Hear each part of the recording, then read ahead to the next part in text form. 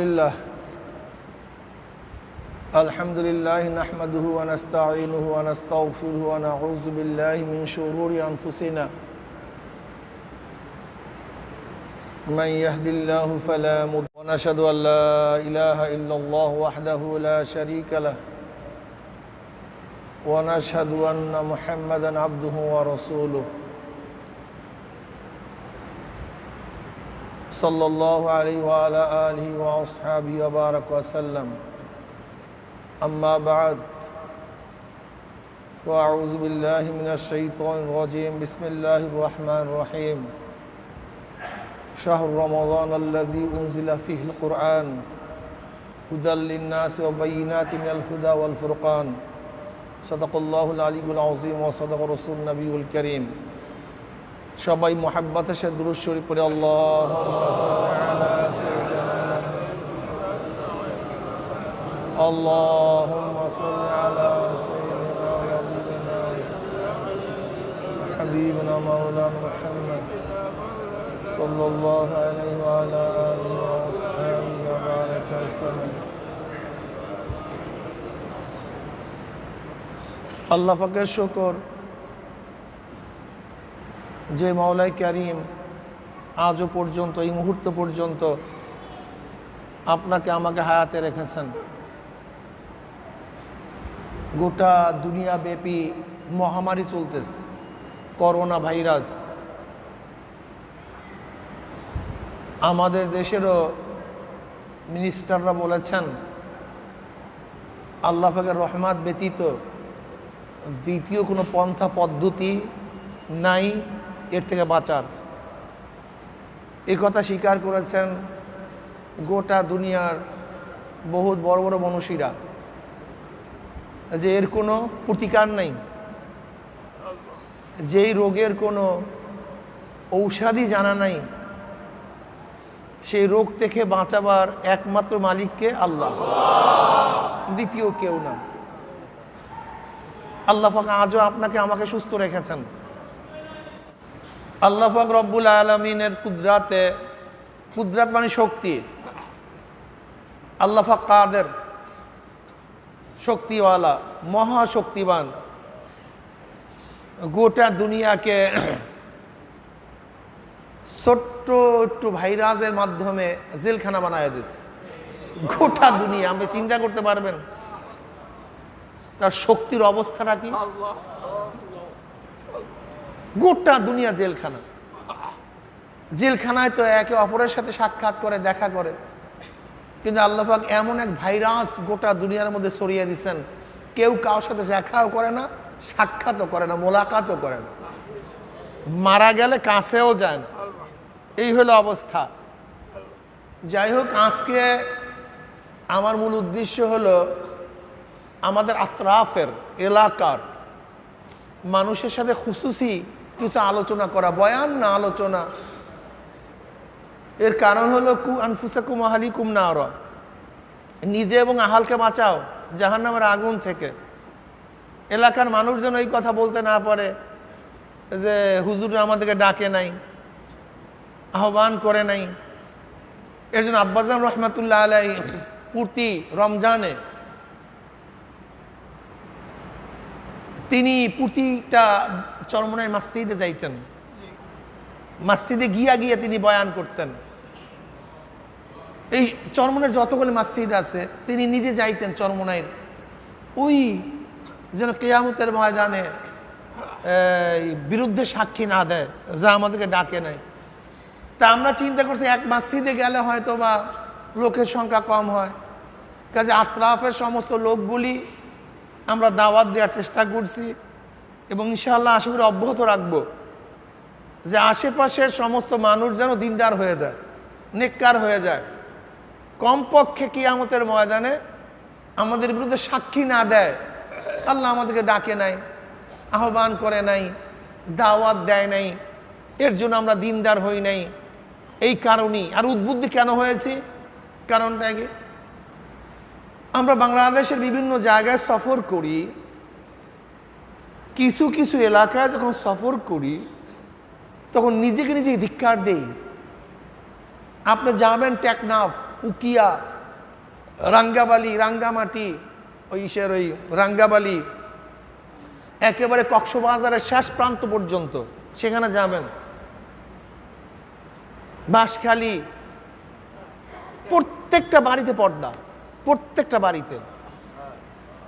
আপনি আশ্চর্য হয়ে যাবেন তাদের পর্দার অবস্থা। যাবেন টেকনাফ, দেখবেন সমস্ত মানুষের বাড়িতেগুলি পর্দা, বেপর্দা মহিলারা রাস্তায় নাই, নামে না। যাবেন আপনি সিলেটে, আমি একেবারে সিলেটের প্রত্যন্ত অঞ্চলে ভারতের কাছে চলে গেছি, লোকগুলি কাজ করে, বদলা দেয়, দিন মজুর, প্রত্যেকের কেরাত সহি, প্রত্যেকের কেরাত সহি, কেরাত সহি, দিনদার, নেককার। যাবেন আপনি উজানি এলাকায়, মানুষ কাজ করে, কৃষি কাজ করে। নোয়াখালী যাবেন, কৃষক, শ্রমিক, দেখবেন তারা কেরাত সহি, কেরাত পারে, ঘরের মধ্যে পর্দা, দিনদার। এমনকি আপনি এই সমস্ত জোনে, Noakhali zone, Chittagong zone, Sylhet zone, এই সমস্ত জোনের মানুষগুলি সাধারণত দিনমুখী হয়, দিনদার হয়, ন্যাক্কার হয়। ওই এলাকার অফিসাররা যারা হয়, যত বড় অফিসার হোক না কেন, দেখবেন দিনের একটা মেজাজ তাদের মধ্যে আছে, দিনের একটা ভাব তাদের মধ্যে আছে। যারা প্রত্যন্ত অঞ্চল ঘুরছেন তারা আমার কথার সত্যায়ন করবেন। এক এক এলাকা, কারণটা কি? আমরা খোঁজ নিয়ে দেখলাম এই এলাকায় অমুক সাহেব, অমুক পীর সাহেব হুজুর এলাকায় খেদমত করছে। উজানিতে আমাদের কারি ইব্রাহিম সাহেব রহমাতুল্লাহ খেদমতের কারণে, সিলেটের মধ্যে বিভিন্ন পীর বুজুর্গদের খেদমতের কারণে সমস্ত মানুষগুলি দিনদার হয়ে যাইতেছে, দিনদার হইছে, নেককার হইছে। আজকে চরমোনাইয়ের মাধ্যমে আল্লাহ পাক রব্বুল আলামিন কত মানুষকে যে দিনদার বানাইছে তার হিসাব নাই। এই মাজলিসেও, আজকে আমাদের এলাকার খুসুসি মাজলিস, এই মাজলিসেও দেখবেন যে যদি এলাকার একজনকে উঠাই, হাজিরা নেই, কিন্তু তার তুলনায় দেখবেন বাহিরের লোকগুলি বেশি আমলওয়ালা। যদি এলাকার লোক, আমাদের মধ্যে পর্দা কয়জনে করেন, খাস পর্দা কয়জনে আছে, যদি হাজিরা নেই, দেখবেন এখানে উপস্থিত আছে বাহিরের লোক, তারা বেশি পর্দাওয়ালা। অথচ উচিত কি ছিল? যেই ময়দানে গড়াগড়ির কারণে, যেই ময়দানে আসার কারণে হাজারো মানুষ দিনদার হয়ে গেছে, নেককার হয়ে গেছে, আল্লাহওয়ালা হয়ে গেছে, সে এলাকার মানুষগুলি তো ফেরেশতা তুল্য হওয়া উচিত ছিল, ফেরেশতা তুল্য হওয়া উচিত ছিল। এর কারণটা কি? এর হিসাবটা কি? এর মূল হিসাবটা হলো এই যে আমাদের চরমোনাইয়ের মানুষরা অনেকেই মনে করে যে আমরা চরমোনাইয়ের মানুষ সবাই তো ভালো, সবাই তো ভালো, আমাদের আর কি, আমরা সারাদিন বয়ান শুনি। আসলে আপনার বয়ান শুনিনি না, চরমোনাইয়ের মানুষ তো বয়ান শুনিই না। চরমোনাইয়ের ময়দানে যখন মাহফিল হয় তখন আমরা বিভিন্ন কাজে ব্যস্ত থাকি, বিভিন্ন কাজে ব্যস্ত থাকি। বাড়ির দরজায় প্রতিষ্ঠান হলেই শিক্ষিত হওয়া যায় না,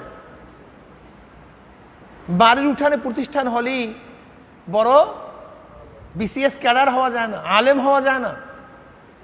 যতক্ষণ পর্যন্ত এই প্রতিষ্ঠানের নিয়ম অনুযায়ী ভর্তি না হয় ততক্ষণ পর্যন্ত আপনি কোনোদিন শিক্ষিত হতে পারবেন না।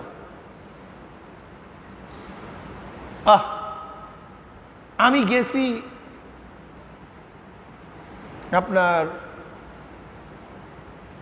ওই কি চর জানি, সিরাজগঞ্জের চর ভদ্রাসন, চর ভদ্রাসন, একটা দ্বীপ চর, যমুনার চর, চর ভদ্রাসন। প্রত্যেকটা ঘরে ঘরে আলেম, প্রত্যেকটা ঘরে ঘরে। আমি এই তামসা দেখিনি। সিরাজগঞ্জ চর ভদ্রাসন, এটা টাঙ্গাইল এবং সিরাজগঞ্জের মাঝখানে যমুনার একটা দ্বীপ। প্রত্যেকটা ঘরে ঘরে আলেম, অথচ চর। হাঁটা যায় না, চলা যায় না, ঘোড়ার গাড়িতে মানুষ চলে, কত কষ্ট করিয়া চলে। সব সব কওমিয়ান আলেম, সব দর্শন আজমির দেওবন্দি মাসলাকের আলেম। অথচ আমাদের চরমনের আশেপাশের আমাদের পোলাপান, কিরে ভাই তোর আব্বুর নাম কি? কইলে আমার আব্বুর নাম অমুক। কইলে অমুকের পোলা তুই পড়ো কিসে? কেন বিশালকার হাই স্কুলে পড়ি। কইলে তোর আব্বুর নাম কি? কইলে অমুক। ছোট ছোট পোলাপান উঠান্ত বয়সে, চিনিও না অনেকের। কল তুই পড়স কই? কইলে জবেদিল স্কুলে পড়ি। কল তুই পড়স কই? কইলে বুখারীর স্কুলে পড়ি।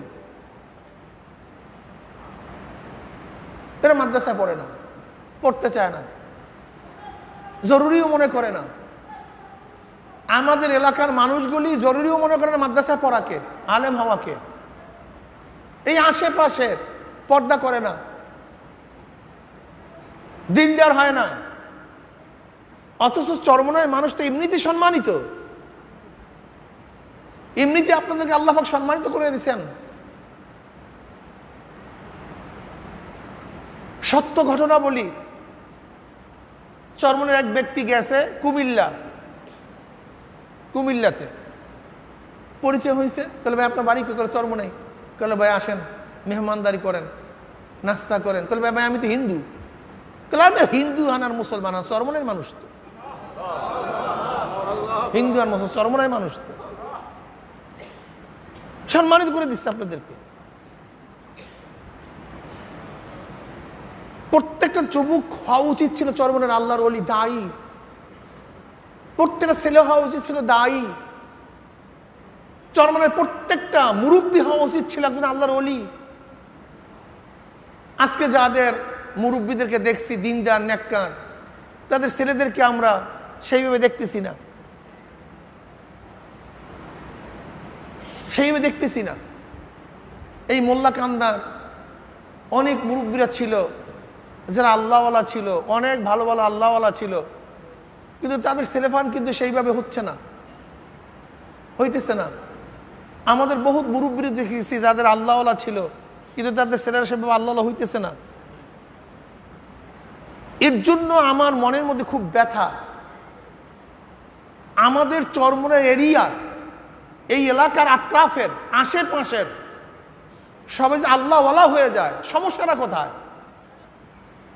আল্লাহ পাক আপনাদেরকে নেয়ামত দান করছেন, অনেক নেয়ামত দান করছেন। আমি দেখি নাই চরমনি এরিয়ার মধ্যে খুব মহামারী, খুব গজব, মানুষ না খেয়ে আসে, মানুষের এই অবস্থা, এরকম আমি দেখতেছি না। আল্লাহ পাক রব্বুল আলামিন হাজারো দিক থেকে চরমনায়ের মানুষদেরকে ভালো রাখছেন, হাজারো দিক থেকে। কিন্তু আমাদের কলবটার অবস্থা এরকম কেন? আমাদের কলবটা কেন পরিবর্তন হচ্ছে না? আমরা কেন দিনদার হচ্ছি না? কারণটা কি?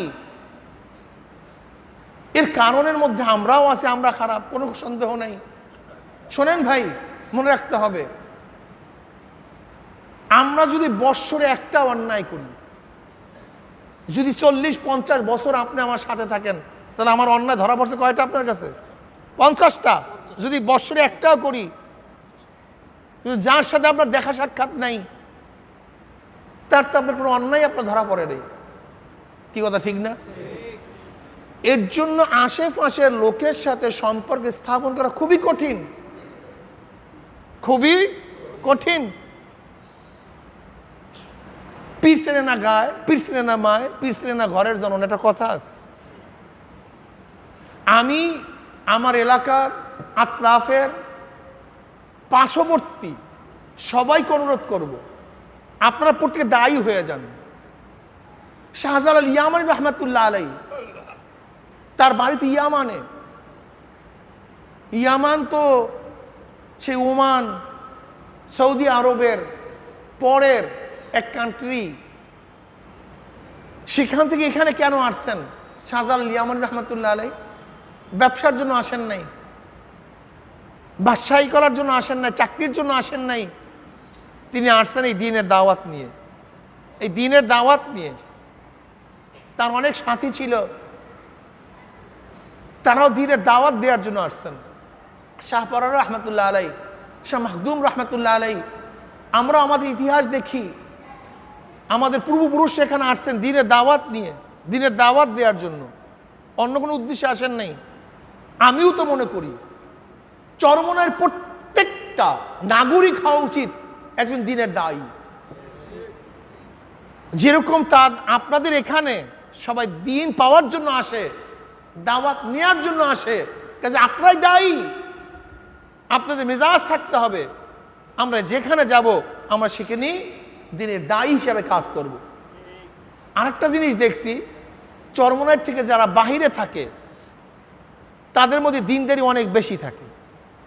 যেমন আমাদের এই মুন্সিবাড়ি ইরিয়ান, ও দেখলাম ভোলা, ওর ছেলেটাকে আলহামদুলিল্লাহ আমার কাছে নিয়ে আসছে, হুজুর ছেলেটাকে মাদ্রাসা হেফজোখানায় দিচ্ছে, খুব ভালো লাগছে, কলেজে খুব ভালো লাগছে, খুব ভালো লাগছে।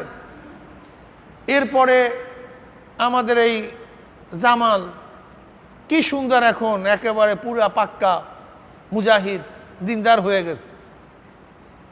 আমাদের অনেকেই এরকম আছে যুবকদের মধ্যে, আমি বলতেছি, যারা বাইরে থাকার কারণে, এই আশেপাশে অনেককে দেখছি বাইরে থাকার কারণে পুরা মুজাহিদ, চিন্তাও করতে পারি না এত সুন্দর তাদের মধ্যে দিনের মেজাজ চলে আসছে। কাজে আমি এলাকার সমস্ত যুবকদেরকে বলবো, আমার যুবক বাবারা, আমার মুরব্বী বাবারা, আপনারা চরমনায়ের মানুষ, আপনারা সবাই দায়ী হয়ে যান। আজকে যদি যুবকরা, বাহিরের যুবকরা দিনদার হতে পারে, তা আপনার কি হলো? আপনি কেন দিনদার হতে পারবেন না? বাহিরের যুবকরা যদি টুপি পরতে পারে, আপনার কি হলো? আপনি কেন টুপি পরতে পারবেন না? বাহিরের একটা যুবক যদি দাড়ি রাখতে পারে, আপনার কি হলো? আপনি কেন দাড়ি রাখতে পারবেন না? বাহিরের আপনার বয়সী একজন যুবক যদি সুন্নতি জামা পরতে পারে, লেবাস পরতে পারে, আপনার কি হয়েছে? আপনি কেন সুন্নতি জামা পরতে পারবেন না, লেবাস পরিধান করতে পারবেন না? বাহিরের একটা যুবক, তারা যদি কেরাত সহি করতে পারে, আপনার কি হলো? আপনি কেন কেরাত সহি করতে পারবেন না?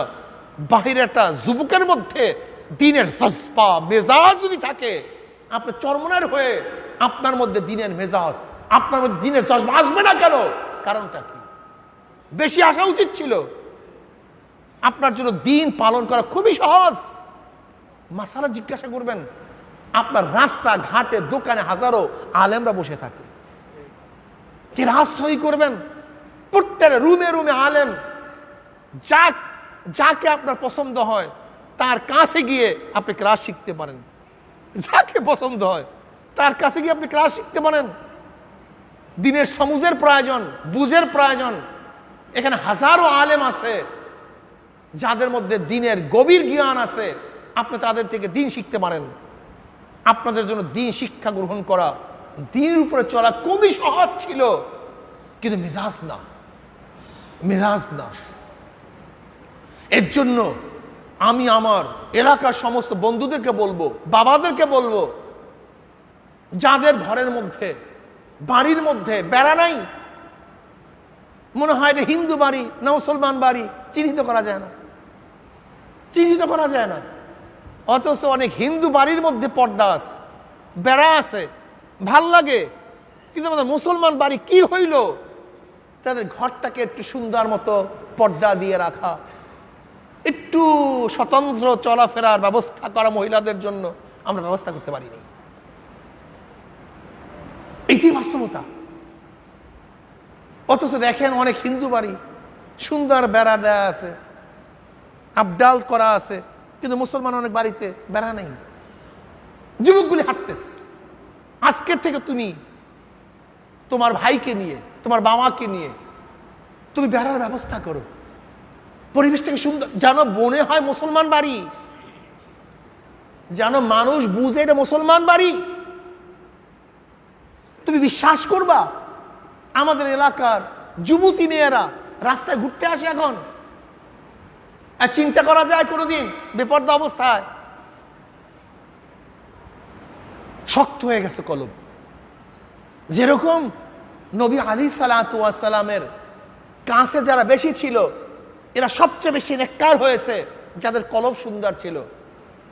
আর নবী আলাইহিস সালামের কাছে যারা ছিল, যাদের কলব বক্র ছিল, ফি কুলুবিহিম মারাদুন ফাজাদাহুমুল্লাহু মারাদা, তার কলব আরো শক্ত হয়ে গেছে, আরো শক্ত হয়ে গেছে। বুঝতে হবে, বুঝতে হবে। আব্বাজান রহমতুল্লাহ, দাদাজান রহমতুল্লাহ সুন্দর একটা উদাহরণ দিতেন।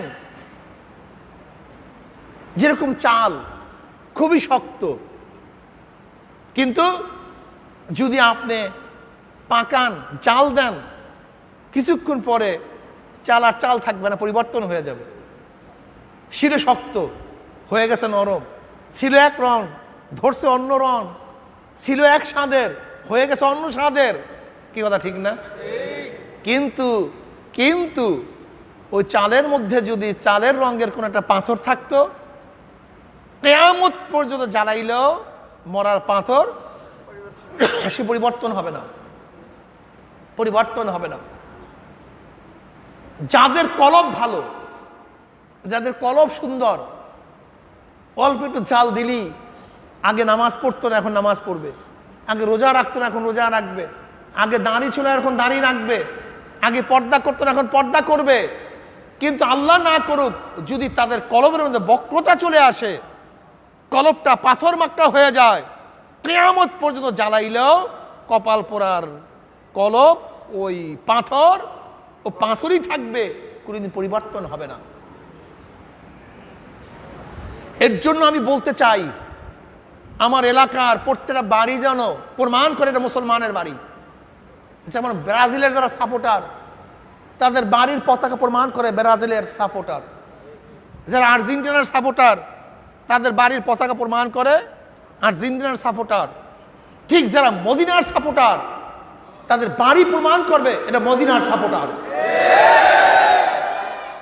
যারা অমুক খেলোয়াড়ের ভক্ত, অমুক খেলোয়াড়ের ভক্ত, অমুক নায়কের ভক্ত, তাদের পোশাক প্রমাণ করে, তাদের চুলের ডিজাইন প্রমাণ করে অমুক নায়কের ভক্ত, অমুক খেলোয়াড়ের ভক্ত, অমুক দেশের ভক্ত। প্রমাণ করে কি করে না? কিরে দোস্ত, তুই এভাবে চুল কাটলি কেন? কোন অমুক দেশের অমুক খেলোয়াড় এই ডিজাইনে চুল কাটছে, ও যে অমুক খেলোয়াড়ের ভক্ত, মুখে পড়ার প্রয়োজন নেই, ওর চুল প্রমাণ করছে। কিরে দোস্ত, তুই এই রঙের কাপড় পরলি কেন? কল অমুক দেশের অমুক, অমুকে এই ডিজাইনের কাপড় পরে, পোশাক পরে, ওর পোশাক প্রমাণ করে অমুকের ভক্ত। ঠিক না? যদি পোশাক, চুল, কাটিং, তার ডিজাইন কারকে ভক্ত প্রমাণ করতে পারে, তাহলেও মদিনার যারা ভক্ত, মদিনাওয়ালার যারা ভক্ত, মুখে বলার প্রয়োজন নাই, তাদের বাড়ি প্রমাণ করে মদিনাওয়ালার ভক্ত, তাদের মাথা প্রমাণ করে মদিনাওয়ালার ভক্ত, তাদের দাড়ি প্রমাণ করে মদিনাওয়ালার ভক্ত, তাদের জামা প্রমাণ করে মদিনাওয়ালার ভক্ত, তাদের কথা প্রমাণ করে মদিনাওয়ালার ভক্ত। কি কথা বলেন না কেন? এই যুবক শোনো, আমাদের দেশে কয়েকদিন আগে কি আসছে? ভারতের বিমান বাহিনীর প্রধান, মাথার মধ্যে পট্টি ছিল, পট্টির নিচে বড় বড় চুল ছিল। কেন? শিখরা ছোটবেলার থেকেই তারা চুল কাটে না, পশম কাটে না, কোনো পশমই কাটে না। এই যুবক খুব খেয়াল দাও, যদি ভারতের বিমান বাহিনীর প্রধান হওয়ার জন্য তার ধর্মীয় পোশাক ছাড়তে না হয়, পট্টি নামাতে না হয়, তার চুল কাটতে না হয়, দাড়ি কাটতে না হয়। ভারতের Manmohan Singh prime minister, doctor, মাথার মধ্যে পট্টি ছিল, বড় বড় চুল ছিল, দাড়ি আছে, মোষ আছে। কিসের মোষ? শিখদের মোষ। কিসের দাড়ি? শিখদের দাড়ি। কিসের পট্টি? শিখদের পট্টি। কিসের চুল? শিখদের চুল।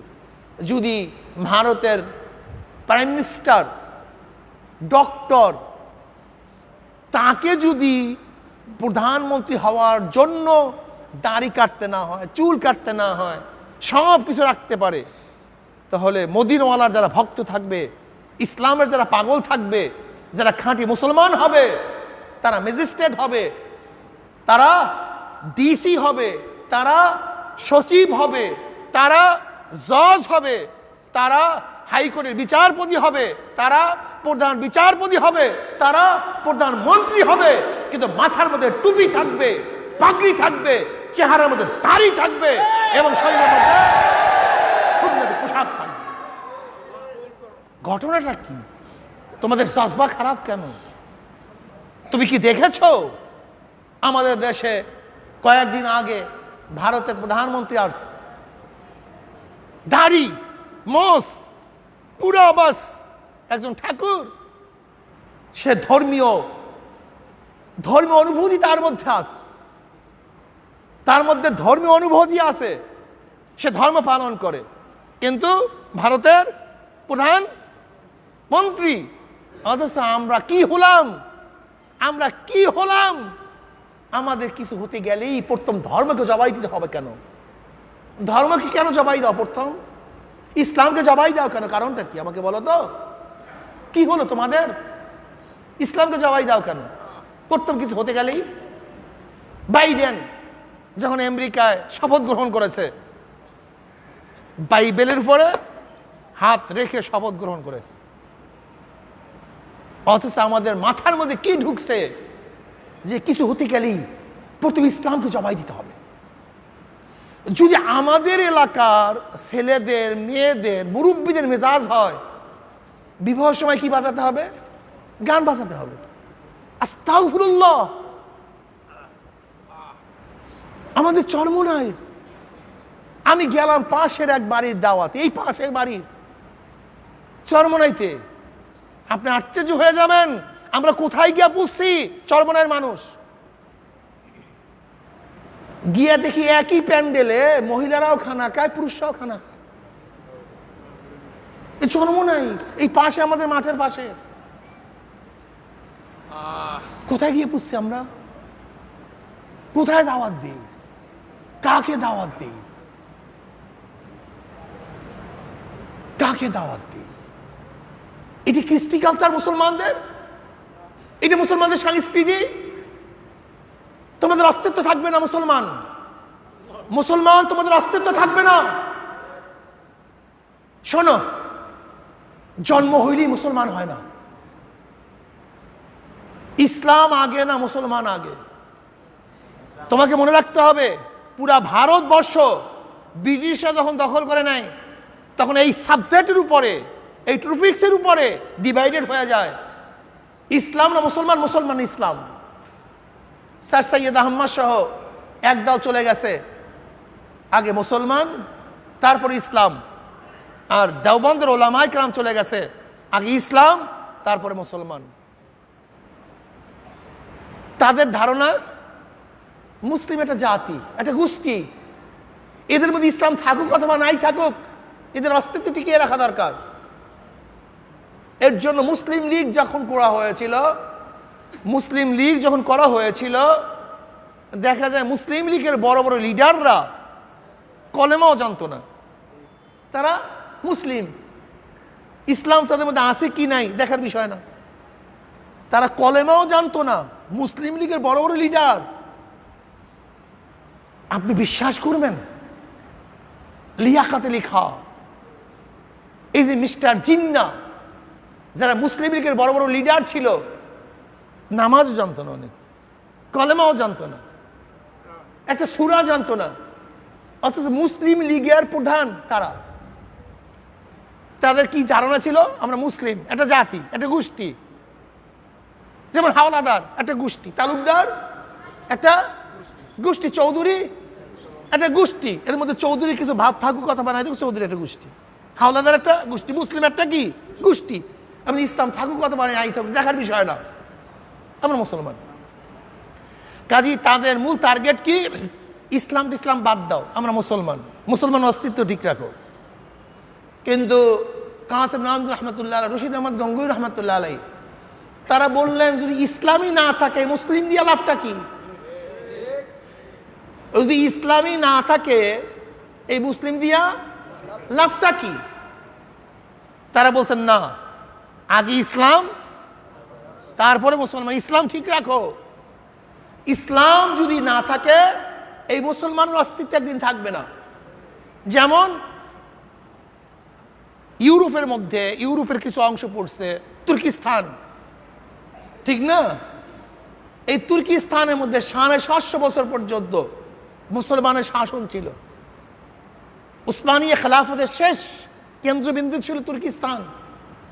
ইসলাম না থাকার কারণে কামাল পাশা সেখানে ক্ষমতা আসার পরে অবস্থা কি জানেন? মুসলমানরা কলেমা জানতো না। এমনকি অনেক তার্কিশ যারা এক বন্ধুকে আর এক বন্ধু বলে, দোস্ত মারা তো যাব, মৃত্যুর পরে আমার কাপড়ের মধ্যে 2টা মদের বোতল দিয়া দিস, আমি খাবো কি? কলেমা জানতো না, কলেমা পারে না। ইসলামের বিদ্বেষ, ঘরে মুসলমানের জন্ম হয়েছে, কিন্তু তাদের সবচেয়ে বড় ক্ষোভ ইসলামের উপরে। আজকেও দেখবেন হাজারো মুসলমানের সন্তান, তাদের মূল ক্ষোভ, তাদের বিদ্বেষ ইসলাম। তাদের ইসলামের কথা শুনলি বুড়ো কুচকায়া যায়, ইসলামের কথা শুনলি মাথা খারাপ হয়ে যায়। এর কারণটা কি? এর কারণ হলো সাংস্কৃতিক শিক্ষা। তাদের অবস্থান এমনভাবে সৃষ্টি করা হয়েছে যে ইসলাম শিক্ষা নেওয়ার কোনো ব্যবস্থা নেই, ইসলাম শিক্ষার কোনো ব্যবস্থা নেই। শোনেন, একজন হিন্দুর ঘরে যদি কেউ জন্মগ্রহণ করে আর সে যদি মুসলমানের ঘরে লালিত পালিত হয়, বড় হওয়ার পরে রাম বলবে না আল্লাহ বলবে? একজন মুসলমানের সন্তান সে যদি হিন্দুর ঘরে লালিত পালিত হয়, নবজাত শিশু, বড় হওয়ার পরে রাম বলবে না আল্লাহ বলবে? বাচ্চা দিয়ে মুসলমানের রাম বলবে কেন? বাচ্চা দিয়ে হিন্দু সে আল্লাহ বলবে কেন? এই থিমটা নেন, এই থিওরিটা মাথার মধ্যে ঢুকান, এই যুক্তিটা মাথার মধ্যে ঢুকান। জন্ম কোনো সাবজেক্ট না, জন্ম কোনো ব্যাপার না। মূল ব্যাপার হলো শিক্ষা এবং পরিবেশ। মূল সাবজেক্ট কি ভাই? শিক্ষা, পরিবেশ। কোন পরিবেশে সে বড় হইতেছে, কোন শিক্ষায় সে শিক্ষিত হইতেছে, এটি হলো মূল। যদি আপনি মুসলমানের জন্ম হয়েও ইসলামী পরিবেশে না থাকেন, তাহলে আপনি ইসলাম শিখতে পারবেন না। আর হিন্দু খ্রিস্টান ইহুদিদের ঘরে জন্ম হয়েও আপনি যদি মুসলমানের ঘরে লালিত পালিত হন, মুসলমানের ঘরে মুসলমানের পরিবেশে লালিত পালিত হন, তখন দেখবেন আপনার মধ্যে ইসলামের সমস্ত কৃষ্টি কালচার চলে আসবে, সব কিছু চলে আসবে। এর জন্য আমার এলাকার সমস্ত বন্ধুদেরকে বলবো, তোমার ফুর্তি করতে মনে চায়, আনন্দ করতে মনে চায়, ইসলামের মধ্যে আনন্দ করো। তুমি কিছু গজল বাজাবা, মাইক বাজাবা, বাজাও, ভালো ভালো নাট বাজাও, গজল বাজাও, কিন্তু গান কেন, ড্যান্স কেন?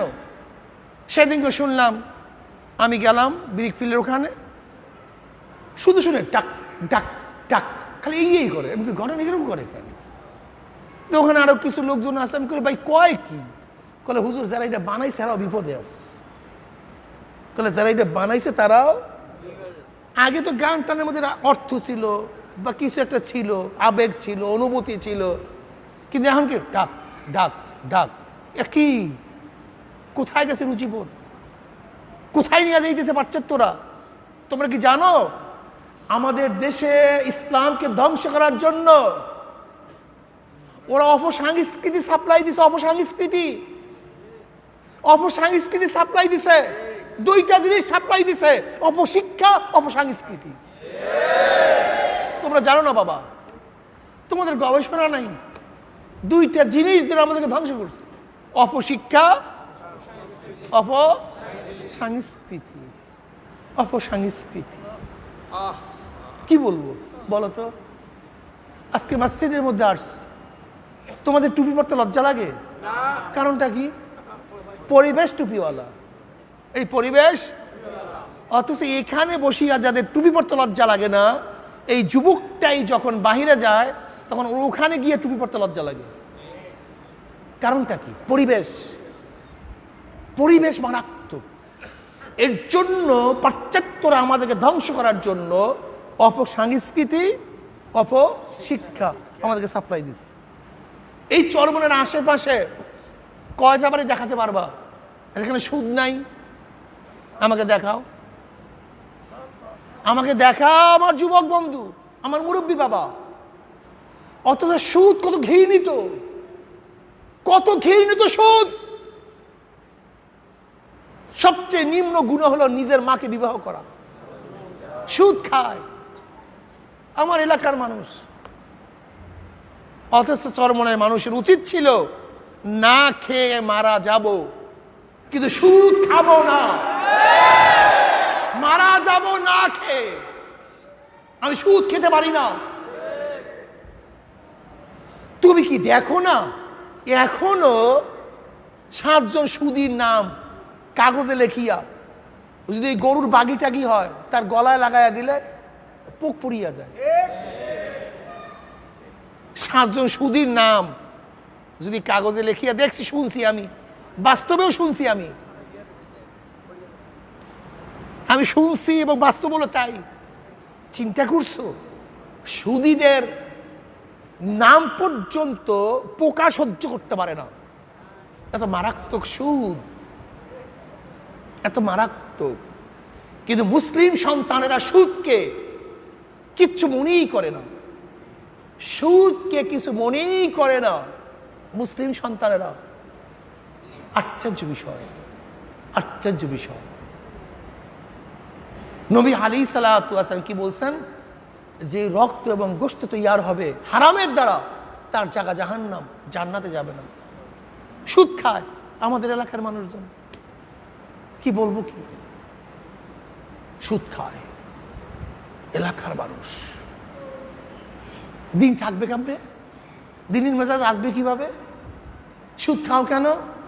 আল্লাহ কম দিছে তোমাদেরকে? সব কিছু দিছে, হাত দিছে, পাও দিছে, চক্ষু দিছে, কাজ করার তৌফিক আল্লাহ পাক দান করছে তোমাকে আমাকে। কেউ তো না খেয়ে নাই, এর সাথে হাজারো অভাবগ্রস্ত এক সময় ছিল মানুষ। কিন্তু কি হলো? আজকে চরমনে এরিয়ার মানুষগুলি, চরমনের আশেপাশে মানুষ সুদ খায়, সুদের সাথে সম্পৃক্ত। তোমাদের হাতেও ধরছে, পায়েও ধরছে, সুদ খাইও না। খুব মারাত্মক, মারাত্মক গজব। আর তোমাদেরকে বাস্তব একটা কথা বলি, আমার বাবা, আমার এলাকার বাবারা, যেই ঘরের মধ্যে একবার সুদ ঢুকছে, তুমি দেখো তো সেখান থেকে সুদ ছাড়াইতে পারতেছো কিনা? হ্যাঁ, পারবা না। অভাবই যাবে না। অভাব লাগছে তো লাগছে, অভাব যাবে না। তুমি আজকে রমজান মাসে নিয়াত করো, আল্লাহ আমি খালেস নিয়াত করলাম, আমাকে সুদ মুক্ত করে দাও, আমি যেন সুদ না খাই এই ব্যবস্থা করে দাও।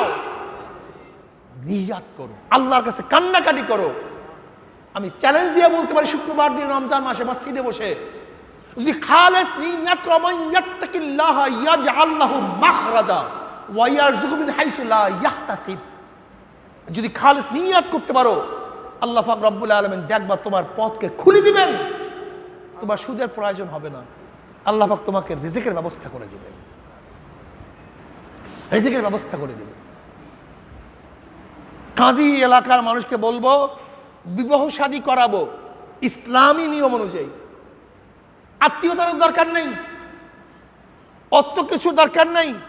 যদি মহিলা পুরুষ ভিন্ন ভিন্ন ভাবে বসিয়ে খাওয়াতে পারো তাহলে বিয়ার আয়োজন করিও।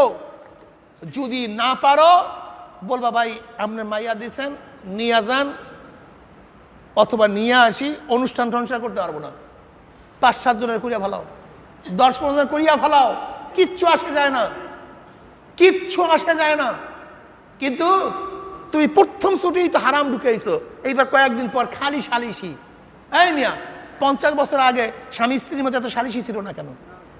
এখন বিবাহ করার পরই খালি সালিশি সালিশি সালিশি, প্রতিদিন ঝগড়া, প্রতিদিন গাজাম। কারণটা কি?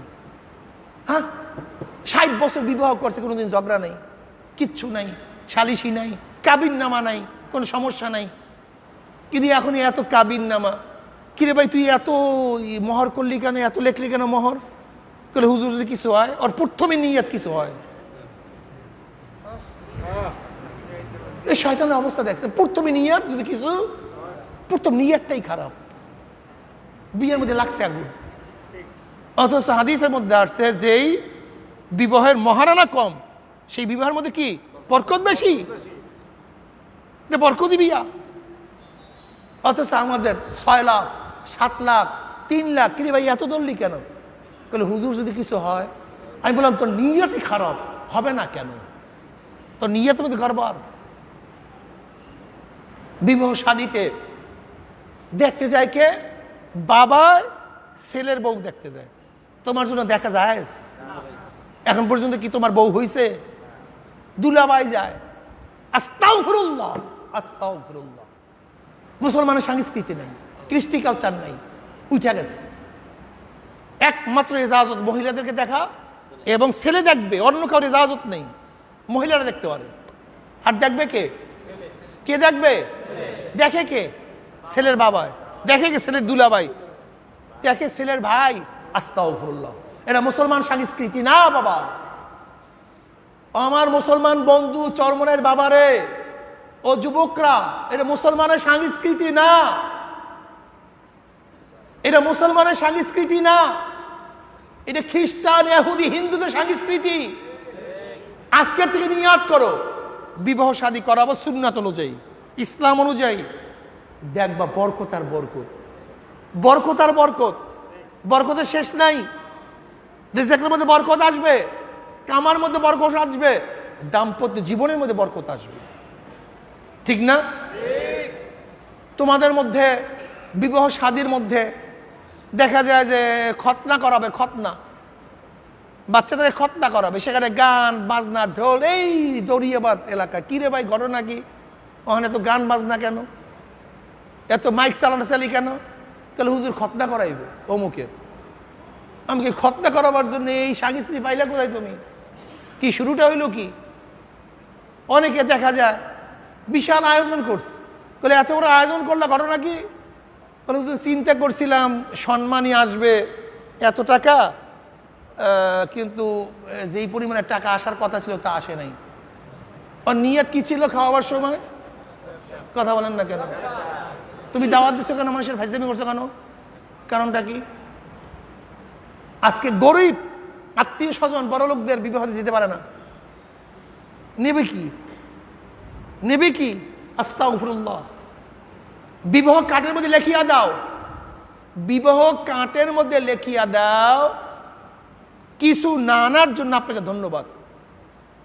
উপহার উপঢৌক না আনার জন্য ধন্যবাদ। যেমন আমি আমার বিবাহের কার্ডে লিখে দিয়েছিলাম, আমার বিবাহের কার্ডে, আমাদের প্রত্যেকটা ভাই বিবাহের কার্ডে লিখে দিস, কেউ কিছু আনিবেন না, না আনার জন্য ধন্যবাদ। যদি আনেন গ্রহণ করা হবে না। ভাই দাওয়াত দিছি তাকে খাওয়াবার জন্য, মেহমানদারি করার জন্য, তার থেকে কি কিছু নেওয়ার জন্য আমি দাওয়াত দিস? এই কোন সংস্কৃতি চলতেছে? এ চলতেছে কি? আজকে গরিব আত্মীয় স্বজন বড় লোকদের বাসায় যায় না, গরিব একজনের ঘরে যায় না। কেন যায় না? নেবে কি? টাকা নাই, আত্মীয়তা শেষ। অথচ নবী আলাইহিস সালাম কি বলছেন? সেলমান কথা আকা ওয়াফু আম্মান যালামাকা ওয়াহসিন ইলা মান আসা ইলাইক। যে তোমার সাথে আত্মীয়তা ছিন্ন করে, তুমি তার সাথে আত্মীয়তা বন্ধন অক্ষুণ্ণ রাখো। সেলমান কথা আকা, যে কেটে দাও, ছিন্ন করে, তার সাথে আত্মীয়তাকে জড়িয়ে নাও। আত্মীয়তা নাই, এই উপলক্ষণের কারণে নিয়াত করো। আমার ছেলেকে যখন বিবাহ করাবো, আমার মেয়েকে যখন বিবাহ দেব, তুমি কাঁটের মধ্যে লিখি দিবা যে উপঢৌকন উপহার না আনার জন্য আপনাকে ধন্যবাদ, এবং লিখে দিবা আনবেন না কিছু, গ্রহণ করা হবে না। আপনাকে দাওয়াত দিছে খাওয়াবার জন্য, মেহমানদারি করার জন্য, আপনাকে নেয়ার জন্য না। কি রাজি আছেন ইনশাআল্লাহ? চরমনের মা কি সবাই রাজি আছেন ইনশাআল্লাহ? আমার চরমনের বাবারা, এলাকার যারা আছেন শোনেন, শুরু করেন। দেখবেন কিছু না, শুরু করেন না, শুরু করেন। বরকত দেওয়ার মালিককে আল্লাহ। শুরু করেন, শুরু করেন।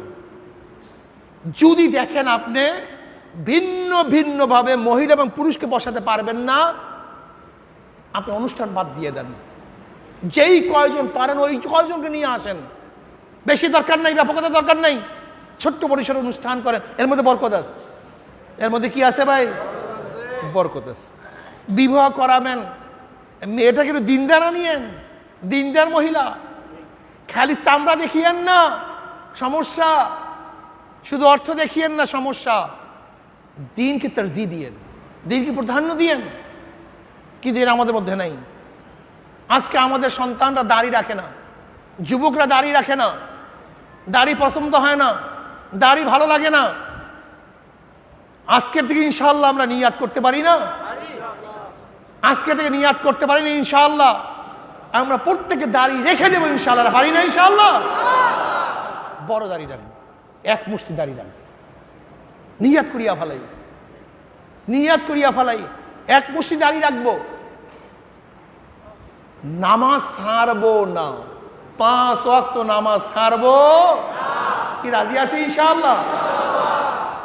আমার যুবক বাবারা, এলাকার বন্ধুরা, কাজ করেন, সমস্যা নেই, কিন্তু কাজের ফাঁকে নামাজ পড়বেন।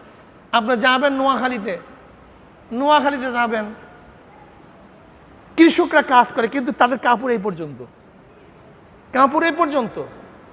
আমি আজকে আমার এলাকার যুবকদেরকে বলবো, তোমরা খেলবা, চরমনায়ের ছেলেরা খেলাধুলা করবে, তাদের কাপড়ের ডিজাইন ভিন্ন থাকবে, প্রত্যেকের আঁটুর নিচে পায়জামা থাকবে। কি ঠিক আছে রে? কই রে তোরা গেলি কই?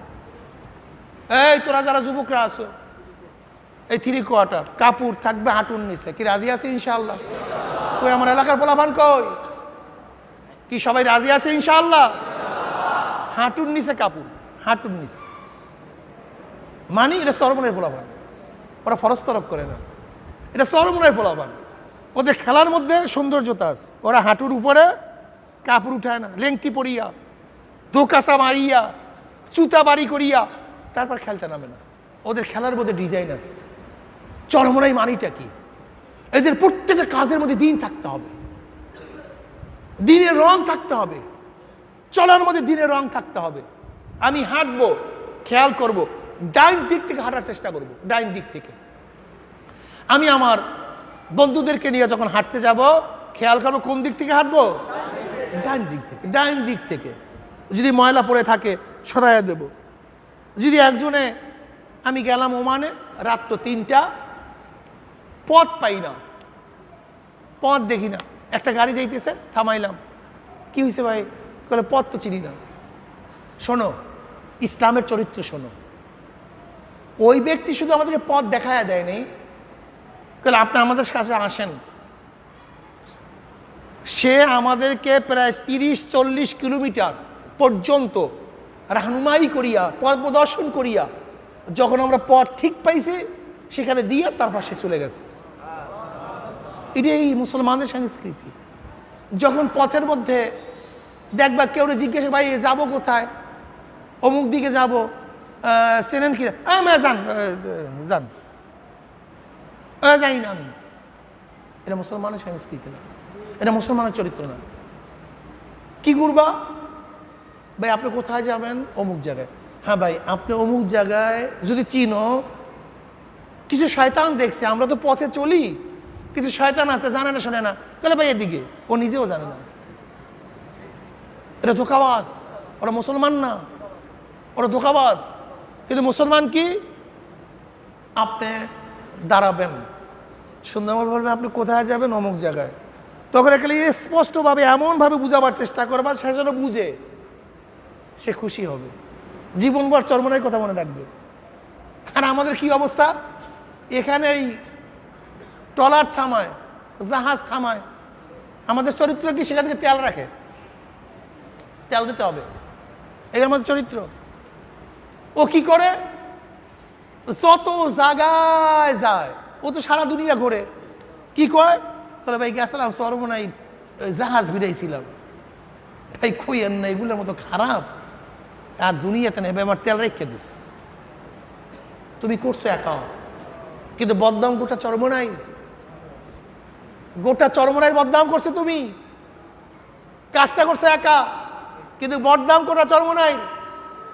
অথচ আবার কিছু লোক চরমনাইতে আসে, বলে ভাই গেছিলাম চরমনাই, বাড়ির মধ্যে রয়েছি, গরু ঘরে রয়েছি, কিন্তু মানুষগুলি এত ফেরেস্তার মতো আমাদের সাথে এত ভালো ব্যবহার করছে, বলতে পারি না। কলিজা ঠান্ডা হয়ে যায়, কলিজা ঠান্ডা হয়ে যায়। এইটাই উচিত ছিল চরমনাই। অথচ কিছু মানুষ আছে চরমনাই খারাপ ব্যবহার করে দেয়। ওরা বাংলাদেশের সব জায়গায় গিয়ে বলে মানুষগুলি এত খারাপ। চরমনাইয়ের মানুষ এত খারাপ না, অনেক ভালো। কিন্তু আমাদের মধ্যে কিছু মানুষের মধ্যে খারাপিয়াত চলে আসছে। এর কারণটা কি?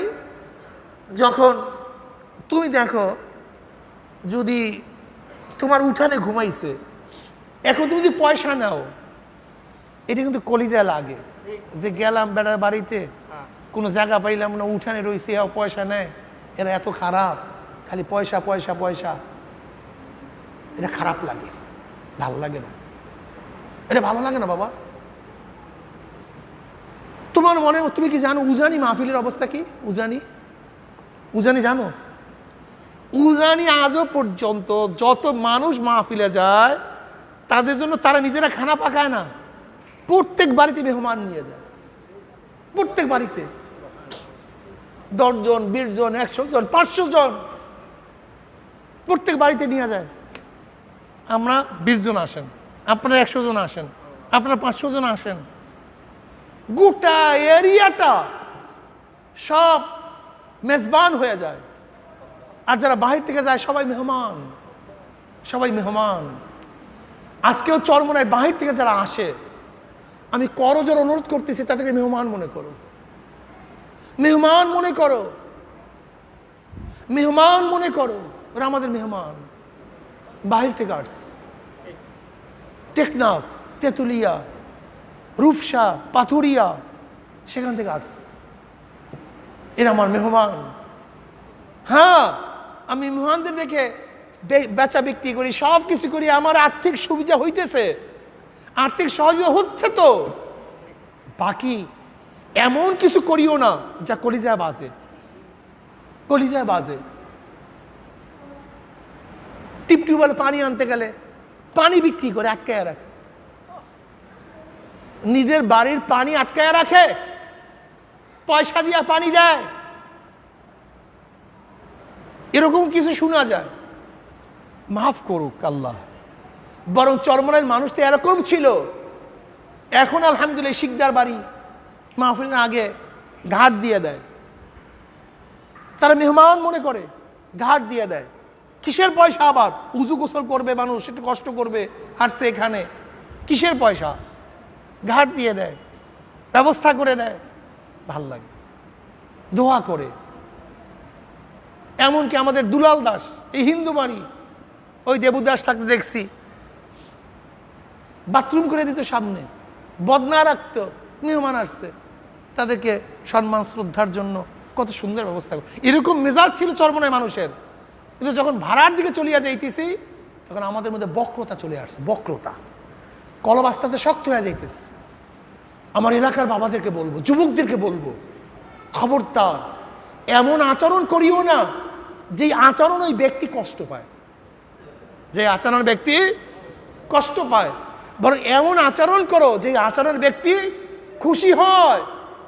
আলহামদুলিল্লাহ চরমোনাইয়ের এরকম হাজারো ঘর আছে যাদের সাথে বাহিরের মেহমানদের এমন একটা বন্ধুত্ব হয়ে গেছে, তারাও বেড়াইতে আসে আবার তারাও বেড়াইতে যায়, এত সুন্দর ব্যবহার করে। আলহামদুলিল্লাহ। আমি চরমোনাইয়ের প্রত্যেকটা যুবককে বলবো, আমার মুরব্বীদেরকে বলবো, আমরা দিনদার হয়ে যাই, নেককার হয়ে যাই, আল্লাহওয়ালা হয়ে যাই। কি রাজি আছেন ইনশাআল্লাহ? চরমোনাইয়ের প্রত্যেকটা যুবককে দেখলে যেন অন্য অন্য যুবকরা অনুসরণ করতে পারে, অনুকরণ করতে পারে, যে আমি যদি চরমোনাইয়ের যুবককে অনুসরণ করি আমি দিনদার হয়ে যাব, নেককার হয়ে যাব, নেককার হয়ে যাব। আচ্ছা, এখানে বাহিরের বহু ছেলেরা আছে যারা দিনদার নেককার, তুমি হতে পারবা না কেন? কেন পারবা না? কারণটা কি? অবশ্যই তোমাকে নেককার দিনদার হতে হবে, তুমি খাদেম হতে হবে। তুমি চরমোনাইয়ের মাহফিলের একজন খাদেম, তুমি দ্বীনের একজন খাদেম, ইসলামের একজন খাদেম, তুমি একজন দায়ী। তুমি নামাজ পড়তে যাও, নামাজে যাওয়ার সাথে সাথে তোমার ভাইকেও নামাজের জন্য দাওয়াত দাও, লা দোস্ত নামাজ পড়ে লই, চল চল নামাজ পড়ে নেই। কি পারবো না ইনশাআল্লাহ? বসতো 5 জন 10 জন কথা বলতেস, নামাজের টাইম হয়ে, লা দোস্ত নামাজ পড়ে লই, চল তো বেটা চল। অজুহাত দিবে, ভাই কাপড় ঠিক নেই। কি ঠিক নেই? কাপড়। আর ভাই তুই চল তো, দেখবো না কাপড় টাপড়, তুই ঢিলা রাখ, কাপড় রাখ, টিস্যু পেপার রাখ। আমরা লঙ্গি পরি অনেকই, হঠাৎ দেখা যায় এমন জায়গায় ইস্তেঞ্জা করতে বলছি, ঢিলা নাই, তখন কি করো, এই যে কাপড়ের সিলাইয়ের জায়গা আছে, এই কাপড়ের সিলাইয়ের জায়গা মোড়ায় আনো, মোড়ায় সেখান থেকে ঢিলা ব্যবহার করো। যখন পানির কাছে যাবা, যেহেতু চিহ্নিত আছে ওই সিলাইয়ের জায়গায় আমি ঢিলা ব্যবহার করছি, পানির কাছে যাও, পুরো কাপড়টা ধুইয়া ফেলাও, কি হলো? কাপড়ও পাক হয়ে গেল, ডিলার কাজও হয়ে গেল, নামাজও কাজা হবে না। এরকম করো। অথবা দেখা যায় এমন এক জায়গায় বসছো যেখানে ঢিলা নাই, কিছুক্ষণ বসে থাকো, কাপ ভালো মতো ঝাঁকড়ান টাকড়ান দিয়া হাত দিয়া ধইরা পানির কাছে গিয়া ধুইয়া ফেলাও, শেষ, পরিষ্কার হয়ে যাবে, তোমার ঢিলার কাজ হয়ে যাবে, অপবিত্রও থাকবে না, নামাজও কাজা হবে না, ঠিক না? আজকে যদি আমি আমার এলাকার সবাইকে বলি সূরা ফাতিহা বলেন তো কে কে পারেন, অধিকাংশ ধরা খাবে। মক্তব নেই, মক্তবে যায় না। আমি তোদের কসম করে বলি, আজকে থেকে নিয়াত করো তোমার বাচ্চা যেন মক্তবে ভর্তি হয়, মক্তবে যায়। একটা বাচ্চাও যেন মক্তব থেকে খালি না থাকে, একটা বাচ্চাও যেন মক্তব থেকে খালি না থাকে। অনুরোধ করি, অনুরোধ করি, আগে কেরাত শিক্ষা দাও, আগে কেরাত পড়াও, তারপরে যা কিছু পরে হবে আগে সহিভাবে কোরআন শিক্ষা দাও। প্রত্যেকটা মসজিদে মক্তব চালু করো, প্রত্যেকটা মসজিদে মক্তব চালু করো। একটা বাচ্চাও যেন মক্তব থেকে বাহিরে না থাকে, একটা বাচ্চাও না। মহিলা মাদ্রাসা খোলা হয়েছে। আমাদের প্রত্যেকটা চরমনের মানুষ, আমাদের মা বোনেরা, আমাদের বাচ্চারা মহিলা মাদ্রাসা পড়বে। ওরা দিনদার হবে, ওরা নেককার হবে, ওরা আল্লাহওয়ালা হবে। গোটা চরমনা এটা জান্নাতের বাগিচা। এখানে ঢুকলে মানুষ দিন শিখবে। দোকানদারের মাথার মধ্যে টুপি থাকবে, দোকানদারের চেহারার মধ্যে দাড়ি থাকবে, দোকানদারের মধ্যে ইনসাফ থাকবে, ইনসাফ থাকবে। ওরা 2 নাম্বারকে 1 নাম্বার বলবে না, ওরা মাপে কম দিবে না, আনার সময় বেশি আনবে না, ধোঁকাবাজি করবে না। আমাদের প্রত্যেকটা দোকানদার দিনদার হবে, প্রত্যেকটা ব্যবসায়ী দিনদার হবে। চরমনাই মানে কিন্তু ধোঁকাবাজ নেই, ওয়াদা খেলাপ নেই, মিথ্যা বলে না, এরা মিথ্যা বলে না, এরা ধোঁকাবাজি করে না। অথচ দেখা যায় আমাদের চরমনাই করুর বাজারে আমাদের এলাকার মানুষরা ধোঁকাবাজি করে না।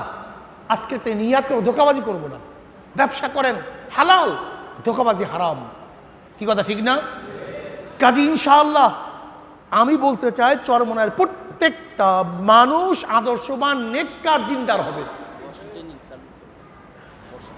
এরপরে আসেন মুরব্বীরা। মুরব্বীরা যারা কেরাত জানেন না, কেরাত পড়তে পারেন না, সারাদিন চাটকে চালাম মারেন, দোকানে বসিয়া সারাদিন চা খান, কই আধা ঘন্টার জন্য বয়স্ক কোর্সে ভর্তি হতে পারেন না? আধা ঘন্টার জন্য, 1 ঘন্টার জন্য বয়স্ক কোর্সে ভর্তি হতে পারেন না? তা হন না কেন? কেরাত পড়েন না কেন? আমরা কেরাত পড়ি না।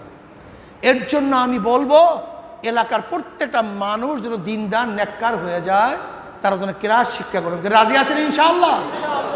কে কে রাজি আছে? আল্লাহু আকবার। 2 হাত তুলে আল্লাহু আকবার। আলহামদুলিল্লাহ, আল্লাহ আমাদের সবাইকে কবুল করে নেন। আমি বলবো বয়স্ক কোর্স খোলেন। দরিয়াবাদ কিন্তু বয়স্ক কোর্স খোলা হয়েছে, দরিয়াবাদ। আমাদের মোল্লাকান্দা কি বয়স্ক কোর্স খোলা হয়েছে? মোল্লাকান্দার আসছেন কে কে? আচ্ছা, মোল্লাকান্দা দিয়ে আসছেন কে কে? হাত তুলেন তো আল্লাহু আকবার। মোল্লাকান্দার লোকজন কি আপনার কি দাওয়াত পান নাই আজকে? মোল্লাকান্দার লোক, হ্যাঁ কই?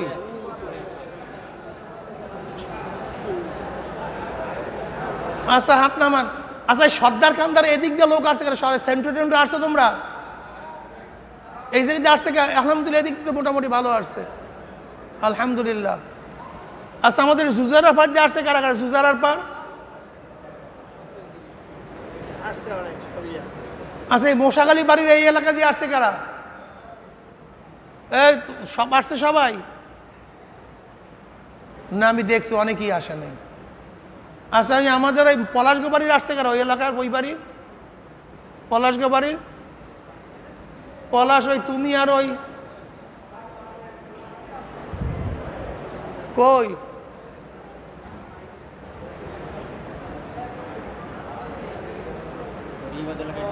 দরিয়াবাদ এলাকার আসছে কারা? দরিয়াবাদ এলাকা। যাই হোক, দেখা যায় আমাদের এই আশেপাশে আমাদের এই এরা শফিক টফিক আসতো তোরা? শফিক আসছো? ওই জালাল দুটো পোলা আসছে, জালাকুন্না আসছে, হেলাল। হ্যাঁ,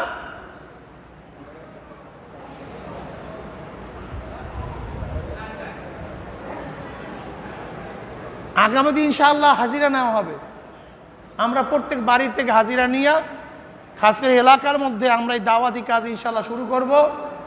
এলাকা কি রাজি আছেন ইনশাআল্লাহ? আপনারা কি এলাকা সবাই ভালো লাগতেছে কি না? কোন আমরা এলাকার জন্য জীবন ভর বয়ান করছি মানুষের জন্য। এখন এলাকায় বয়ান করবো না, এলাকায় এখন হলো ডাইরেক্ট তরবিয়াত।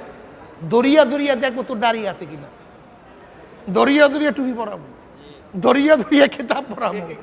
আমি কথাটা বুঝতে পারছি? সব জায়গায় দাওয়াতের পদ্ধতি এক হয় না। কাজে আল্লাহ পাক রব্বুল আলামিন আমাদেরকে প্রথম আজকে ইনশাআল্লাহ শুরু করছি, আমাদের এলাকার সবাই দায়ী হয়ে যাবে। কি রাজি আছেন ইনশাআল্লাহ?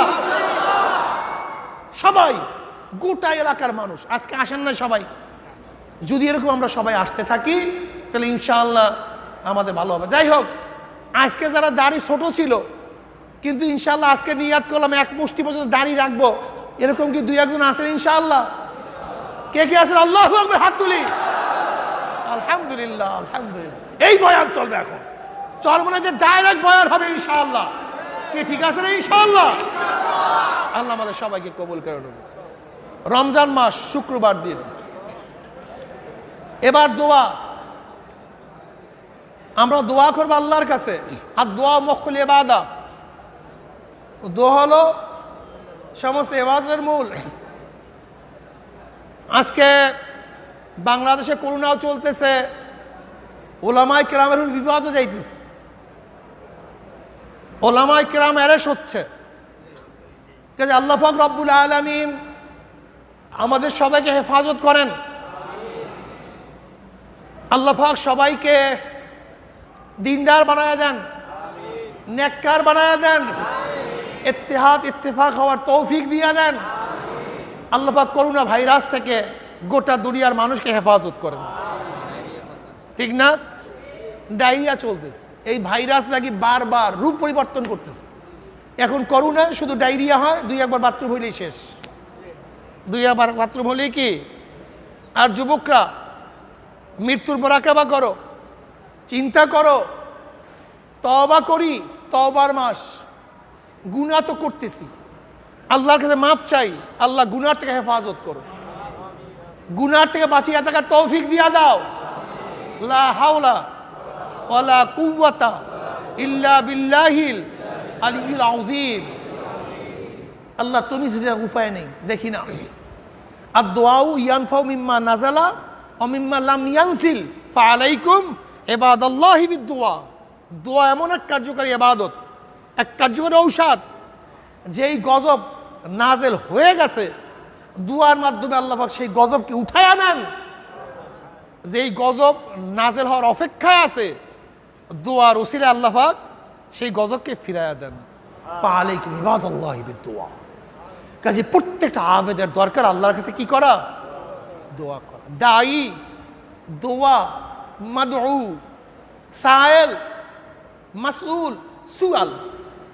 যে চায় তাকে সায়েল বলা হয়, যা কিছু চায় তাকে সুয়াল বলা হয়, যার কাছে চায় তাকে মাসউল বলা হয়। ঠিক না?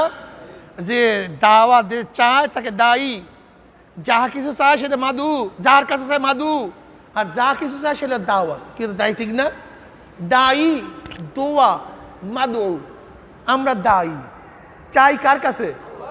যা কিছু চাই সেইটাই দোয়া, সেইটাই কি।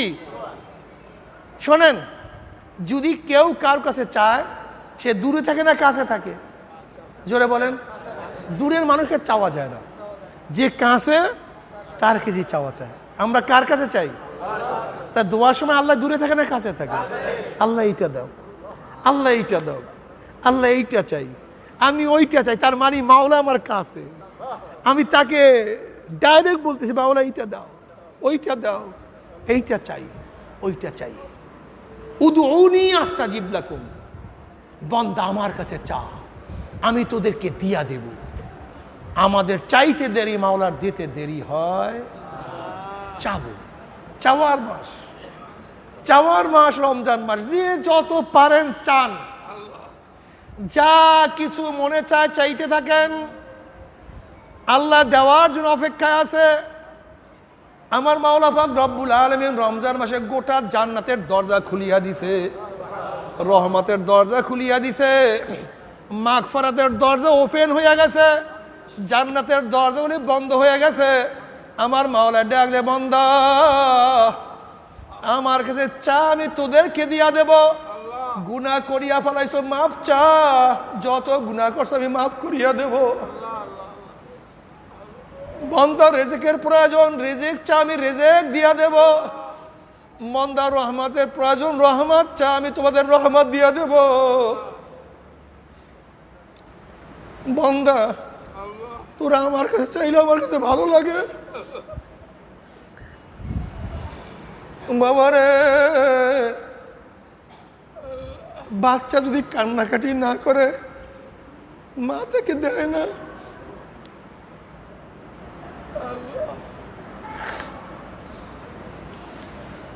বাচ্চা যখন ওয়া ওয়া ওয়া ওয়া ওয়া খুঁয়া ডাক মারে, বাচ্চার আওয়াজের সাথে মায়ের মোহাব্বতের কানেকশন।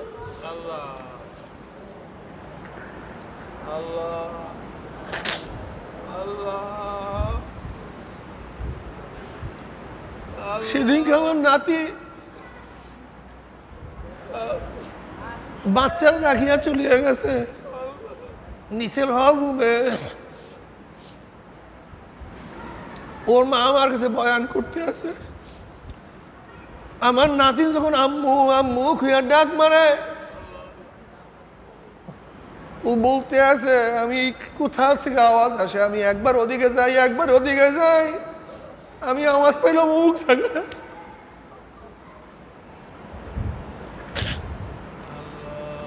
আম্মু আম্মু খুঁয়া ডাক মারছে, মায়ের পাগলের মতো হয়ে গেছে। অথচ মারছে 1000 গুণ বেশি মোহাব্বতকে আমার মাওলা। আমার মাওলা রহমান, আমার মাওলা রহিম, আমার মাওলা গফফার, আমার মাওলা সত্তার।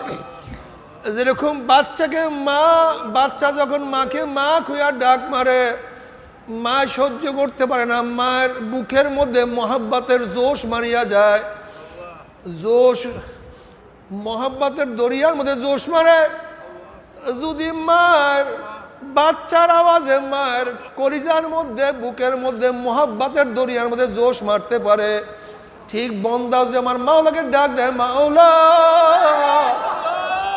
আল্লাহ আল্লাহ খুঁয়া যদি বন্দার ডাক শুরু করিয়া দেয়, আমার মাওলার রহমতের দরিয়ার মধ্যে জোশ মারা শুরু করিয়া দেয়।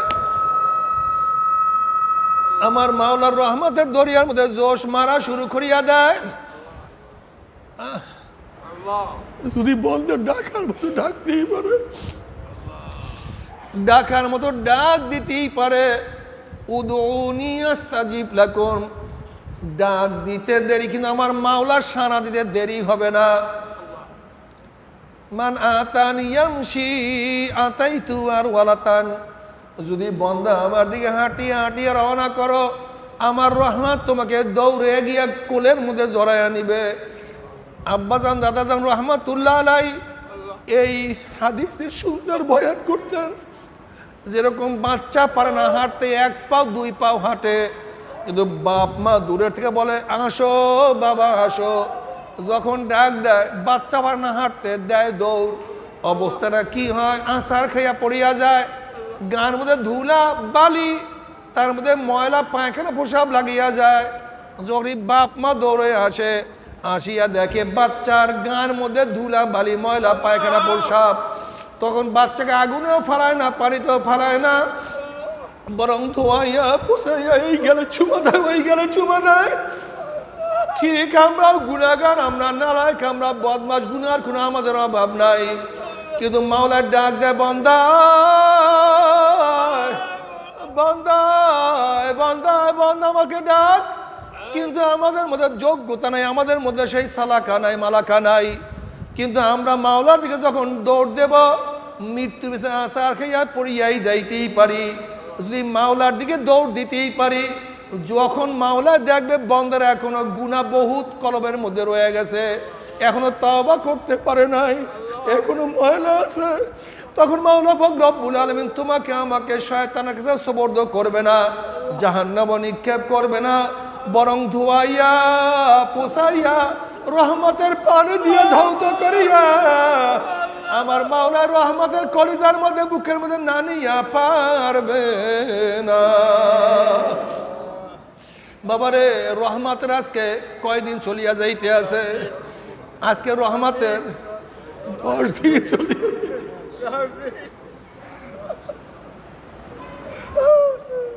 এই রোজা এই রোজা এই রোজা এই রোজা এই শুরু করলাম, এর মধ্যে 10 দিন চলে যাইতে আছে। আজকে রহমতের 10 দিন চলিয়ে যাইতে শুক্রবার দিন, রমজান মাস, রোজা অবস্থায় আমরা মাওলার কাছে দোয়া করব।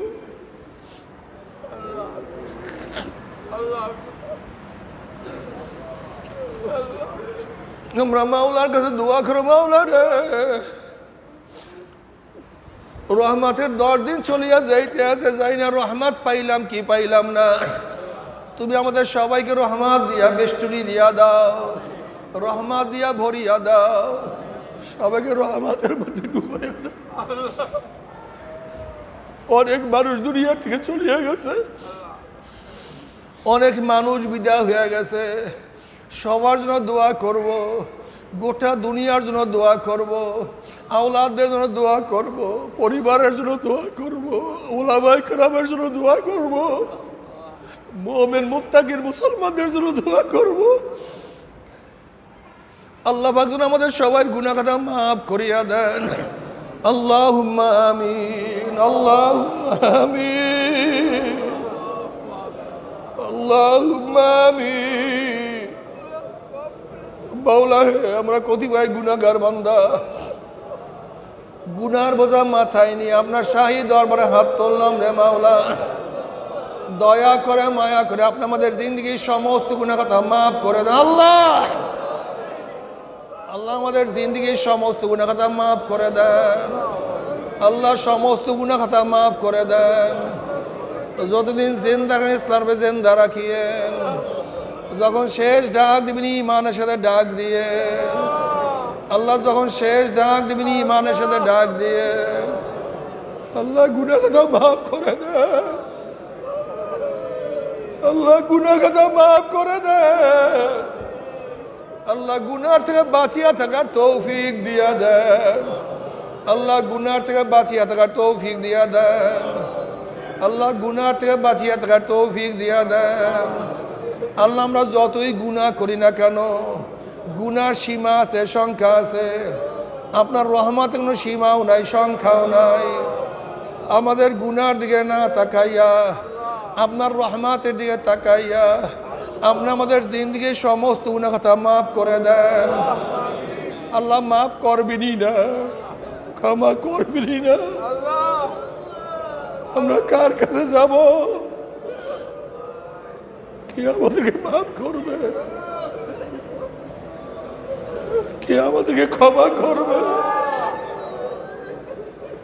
আল্লাহ আপনি ছাড়া মাফ করার কেউ নাই, ক্ষমা করার কেউ নাই, নাজাত দেওয়ার কেউ নাই, রহমত বর্ষণ করার কেউ নাই।